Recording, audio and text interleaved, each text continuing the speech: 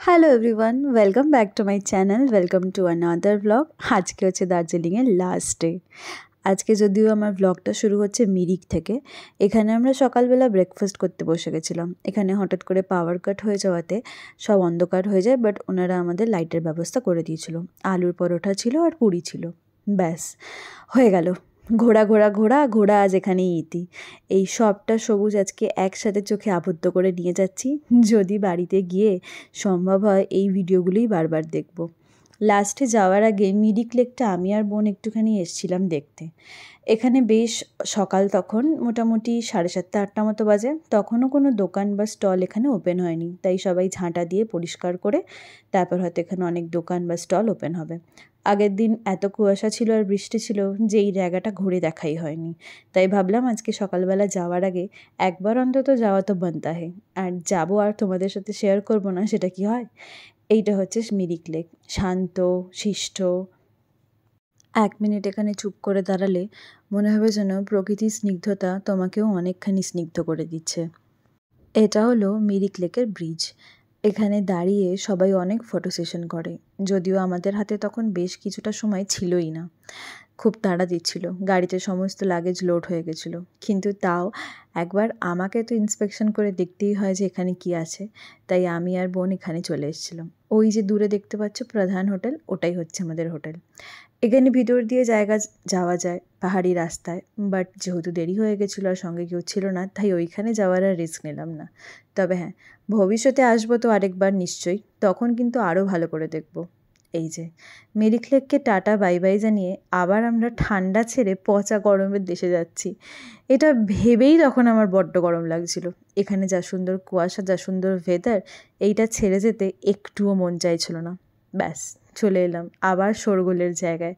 যেই জায়গা থেকে জার্নি শুরু হয়েছিল সেই জায়গায় এসেই আবার জার্নি শেষ হলো। আমরা চলে এলাম নিউ জলপাইগুড়ি। এখানে এসেই কিন্তু এই যে শাল গোটানোর পালা শুরু হয়ে গেছে, কারণ ঠান্ডায় বেশ ছিলাম, এখানে কিন্তু বেশ গরম।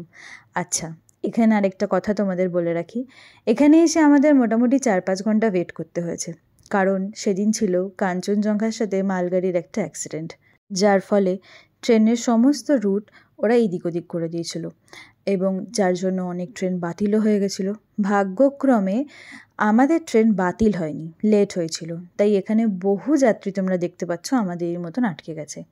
এখানে যদিও একটা ওয়েটিং লজ আছে, কিন্তু সেটাও তোমাকে আগে থেকে বুক করে রাখতে হবে। যেহেতু আমরা অনেক লেটে গেছি, তাই এটা আমরা পাইনি।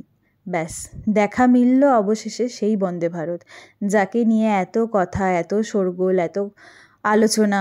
আজ সেই বন্দে ভারতে চেপে দেখার কথা যে সেই বন্দে ভারত যাকে নিয়ে এত কিছু শুনেছি সেটা কেমন। তোমাদের ফার্স্টেই বলে রাখি, আমার আর বোনের সিটটা একদম লাস্টে ছিল। সবাইকে সেট করে বসিয়ে আমি আর বোন এখানে একদম লাস্টে বসেছিলাম। লাগেজ রাখার এখানে অনেক প্রবলেম আছে। নর্মাল ট্রেনে তুমি তোমার সিটে লাগেজ রাখতে পারবে, বাট এখানে লাগেজ রাখার তুমি যেই আগে এসে লাগেজ রাখবে সেই রাখতে পারবে। এইটা একটা খুব বাজে সিস্টেম, যেটা আমার খুবই খারাপ লাগলো। যাই হোক, ট্রেনে চাপতে না চাপতে ওরা জলের বোতল দিয়ে দিল, এবং এখানে স্ন্যাক্সও দিয়ে দিয়েছিল। এখানে আমি এক্সপার্ট চা বানানোর চেষ্টা করছি। স্ন্যাক্সে ওরা অনেক কিছুই দিয়েছিল, একটা খাস্তা কচুরি ছিল, একটা চিড়ে ভাজার প্যাকেট ছিল, চা ছিল, হ্যান্ড স্যানিটাইজার ছিল, আর একটা বেশ কী ছিল মনে পড়ছে না। এইখানে আমার বোন একটি কলা দেখিয়েছে। আমার বোন 2টো গ্লাস চেয়েছে গরম জল, এবং কেন চেয়েছে সেইটা খুব শিগগিরই আমি আমার ভিডিওতে তোমরা দেখতে পাবে। পুরো ব্লগটা দেখতে থাকো।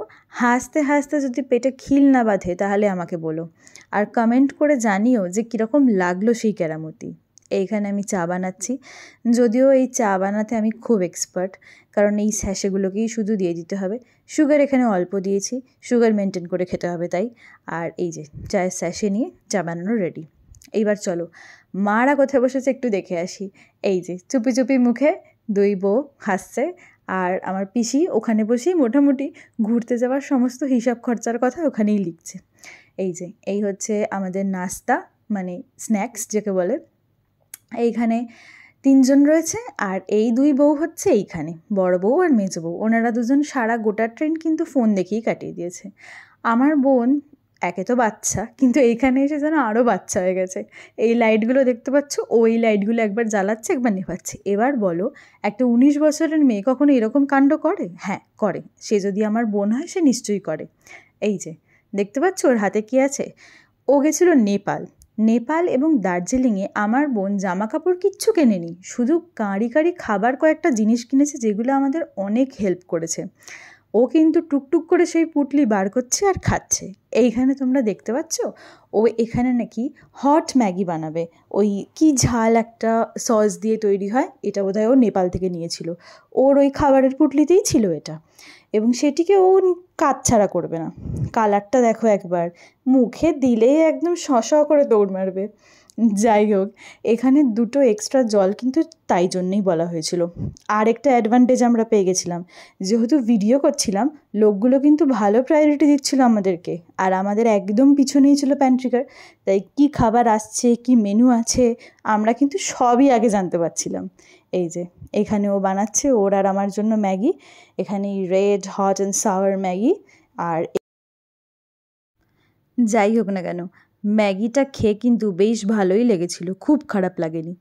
এখানে চলো আমরা কোথায় বসেছি সেই টোরটা তোমাদের দিয়ে দিই। এখানে ওয়াশরুমে গেছিলাম, ওয়াশরুমের এখানে হচ্ছে প্যান্টিকার, এবং প্যান্টিকার এইখানে প্রেস করলেই হচ্ছে এই সিটে বসে আছি আমি আর বোন, একদম লাস্টের সিটটাতে। আর এখানে জায়গাটা একটু স্পেশিয়াসই আছে, তোমাদের সেরকম কোনো অসুবিধা হবে না। যাদের পায়ে প্রবলেম বা কিছু, খুব বেশি অসুবিধা হবে না। কিন্তু হ্যাঁ, সিটগুলো একদম নরম না, বড্ড শক্ত।